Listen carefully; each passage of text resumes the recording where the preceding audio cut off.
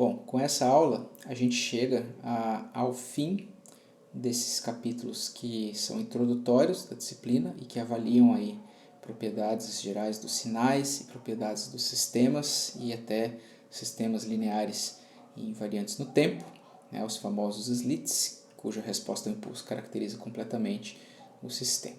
E essa aula é a última aula dessa unidade e nessa aula a gente vai fazer uma ponte, né, e um pouco de cenas aí do próximo capítulo do que vem por aí. E o que vem agora, na sequência, é análise espectral, é análise de Fourier, transformada de Fourier, como a gente analisa o espectro de um sinal, o que é esse negócio misterioso que é o espectro do sinal e por aí vai. Então, para fazer essa ponte, a gente vai avaliar como que um slit, como que um sistema linear invariante no tempo responde a uma exponencial. E no fim das contas eu quero chegar a um sinal exponencial, né? Eu quero chegar em como que um slit responde a um sinal que é uma exponencial complexa, o famoso e na j ômega t, que talvez a função que a gente mais usa na engenharia acústica, certo? Então, a gente viu que os sistemas lineares invariantes no tempo eles podem ser completamente caracterizados pela resposta ao impulso e pela operação de convolução, né? Então a gente viu que a operação de convolução, a saída do sistema é a convolução do sinal de entrada com a resposta ao impulso. A gente viu, né, que se a entrada for o delta de t, então a gente tem a saída sendo a resposta a esse delta ou a resposta ao impulso, né? Por isso que a gente chama resposta ao impulso, porque é a saída ao sinal de entrada impulsivo.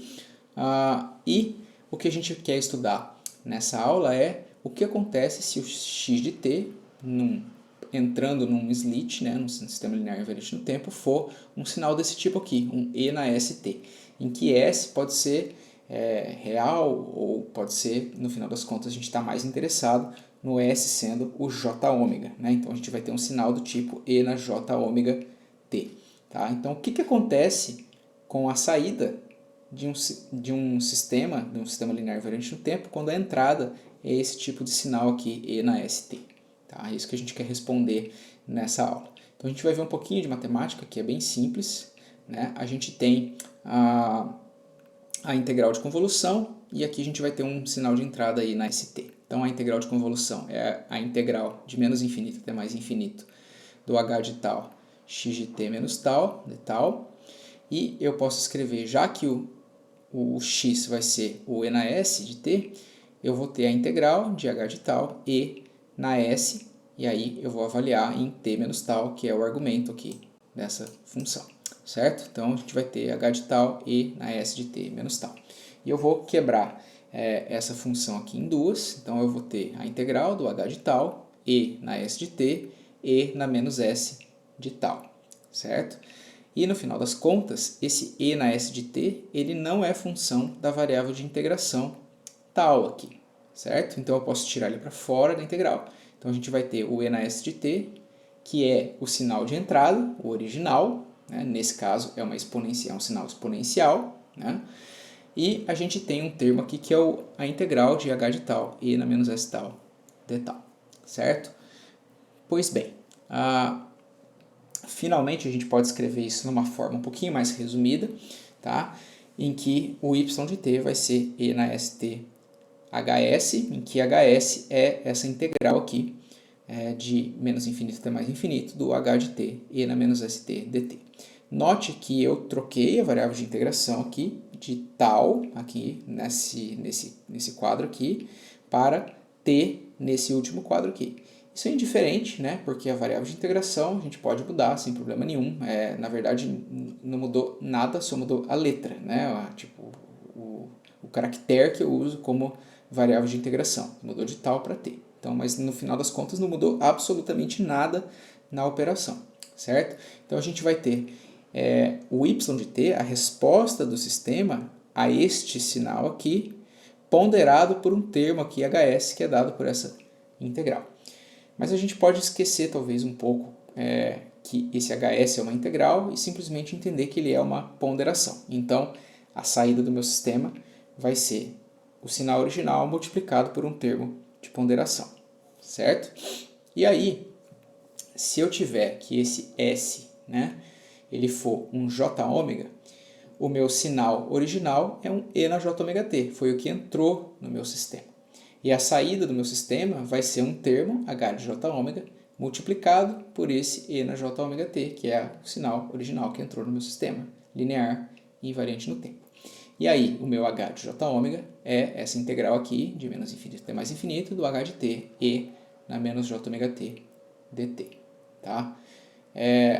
Deixa eu fazer um spoiler aqui, um spoiler grande. Tá? Essa operação aqui é a transformada de Fourier, certo? Então, isso é um spoiler gigante, talvez agora, e talvez vocês não tenham total condição de entender esse passo nesse momento específico, mas a gente vai voltar a esse detalhe. E um ponto importante aqui é que esse H, como a gente tem essa função aqui, E na menos J ômega t, e essa função é um cosseno menos um J seno, então ela é uma função complexa, esse H de J ômega vai ser um número complexo, que vai ter magnitude e fase. Então, no final das contas, se a gente entrar num sistema, né, com um E na J ômega t, a gente vai ter uma saída do outro lado, que é o mesmo E na J ômega t, só que agora multiplicada por um número complexo, que tem magnitude e fase. E a gente viu que quando a gente tem multiplicação de números complexos, a gente multiplica as magnitudes e soma as fases, certo? Esse tipo de coisa a gente vai voltar com mais detalhes depois. Mas no final das contas, o que vocês têm que entender é que o y de t é um sinal que vai ser ponderado aqui pelo H de J ômega, que por sua vez é um número complexo. Então, se a gente tiver um sinal de entrada cossenoidal, a gente tem três sinais aqui, um x1, x2, x3, a gente já viu esse exemplo em aulas anteriores. Então a gente tem um cosseno de 1 Hz, um cosseno de 2 Hz e um cosseno de 3 Hz, que vai representar a parte real dessa função aqui, E na J ômega t. E a saída do sistema linear vai ser o mesmo cosseno, né, a mesma frequência. Se entrar esse sinal, sai esse sinal aqui, só que ponderado. Então aqui a ponderação é quase a mesma, é 1, por exemplo. Então saiu quase a mesma magnitude do sinal de entrada. Aqui nesse caso, no vermelho, né, de 2 Hz, entrou esse cosseno aqui com amplitude 1, né?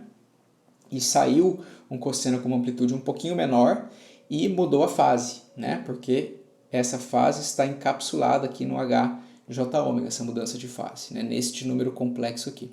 E aqui no preto, né, entrou um cosseno aqui de 3 Hz com amplitude 1 também, e saiu um seno ali, né, um cosseno com fase π sobre 2, né, com uma amplitude ainda menor do que no segundo caso. Então notem que a resposta a cada cosseno é um cosseno ponderado em magnitude e fase, certo? Então muda a amplitude do cosseno de saída e muda a fase do cosseno de saída. E claro, essa mudança, o quão grande vai ser essa mudança, vai depender das características do teu sistema, certo?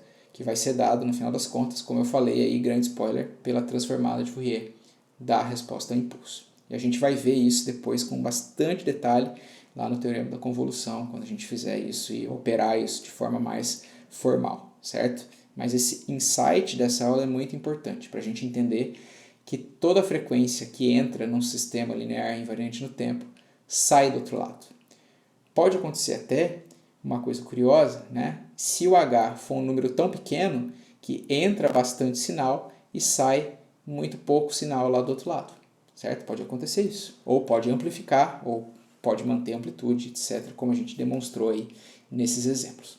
E agora a gente retoma um exemplo lá do nosso Jupyter Notebook da aula passada, que a gente fez, de algumas aulas passadas, a gente fez uma operação de convolução, né? Se a gente lembrar aqui, né, do exemplo, vocês vão lembrar que a gente importou um sinal de wave, que era uma voz, só que agora, ao invés de importar um sinal de wave, eu vou gerar um seno, tá? Um seno de 1000 Hz. E não tem nada de diferente, é a mesma resposta do impulso que a gente usou na aula passada, mas a gente vai escutar um pouquinho sobre qual é a resposta do sistema a este seno de 1000 Hz, certo? Então eu gerei esse sinal, esse seno de 1000 Hz. Aqui vocês podem ver o plot do sinal de entrada, né? Vocês observam que ele é um seno perfeito, né? E a gente tem essa resposta ao impulso aqui, certo? Note que eu estou plotando esse seno aqui de 1 até 1,003, já vai ficar claro por quê. Então vamos escutar o seno antes da reverberação, antes da convolução com a resposta ao impulso.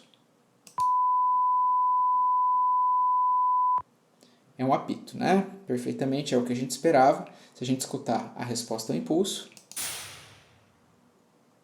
né, tem esse decaimento, como a gente já escutou antes. E agora a gente vai escutar a convolução. Então eu operei a convolução com os dois canais da minha resposta ao impulso e eu plotei aqui de 1 até 1,003 de novo. Então notem o seguinte, aqui a gente tem o sinal de saída na orelha esquerda e na orelha direita, tá? Então a gente tem aqui na orelha esquerda um cosseno, aqui, né, um seno com uma fase diferente e com uma amplitude diferente também, e a mesma coisa na orelha direita, certo? Então a gente tem aqui o L e o R em vermelho. Então se a gente escutar agora a resposta ao meu seno, eu vou tocar o anecoico de novo, né, só para a gente manter na cabeça. E agora o reverberado, convoluído.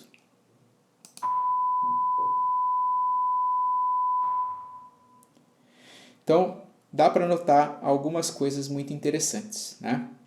Primeira coisa que a gente nota é que a gente escutou dois estalos, né, nessa reprodução aqui. Tenta perceber o início e o final, como a gente tem o estalo, e como a gente escuta bem a reverberação no início e no final, que é quando o sinal começa e quando o sinal termina.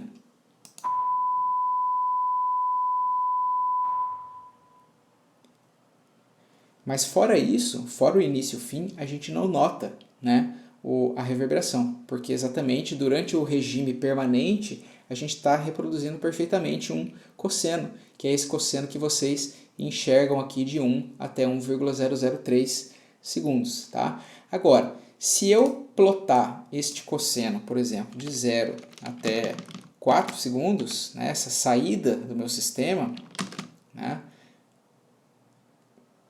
vocês vão perceber que existe aqui, né, uma mudança, né, no início e no final do sinal, que tem a ver exatamente com a reverberação. Então a gente escuta esse estalo por causa desse início aqui da reverberação e por causa do final da reverberação. Quando o sinal cessa de ser emitido, por exemplo, na nossa sala virtual, ele decai por causa do processo de reverberação. E a gente escuta esse decaimento do cosseno, né? Então, se eu voltar ali para a nossa representação de 1 até 1,003, a gente está enxergando mais ou menos essa faixa aqui, né, intermediária aqui do sinal.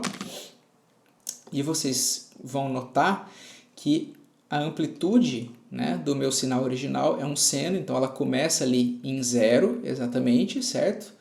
Né? Começa aqui com amplitude nula, né? Só que agora, quando a gente plota o sinal de saída, ele não começa com amplitude nula. E por isso que a gente escuta esse estalo, que na verdade o estalo está lá no começo, né? Mas dá para perceber que vai ter um estalo porque o sinal ele não termina exatamente em 0, né? Como a gente gostaria. Ele, por causa do processo de convolução, a função senoidal original ela muda de amplitude de fase e isso faz com que a gente tenha esse final abrupto, ou esse começo mais abrupto. E aí a gente escuta o processo de reverberação. No entanto, no meio, no regime permanente ali, a gente não escuta a reverberação, a gente escuta simplesmente um seno. Então eu vou tocar de novo, só para finalizar, e vocês podem prestar atenção nesse efeito.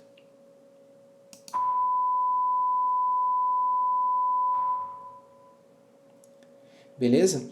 Então depois vocês vão ter um notebook para quem faz a disciplina regularmente, vai ter um notebook para poder dar uma brincada e escutar esses efeitos em mais detalhes, já que eu não sei exatamente como que o algoritmo de compressão do YouTube vai lidar com a qualidade desse áudio. Beleza? Até mais.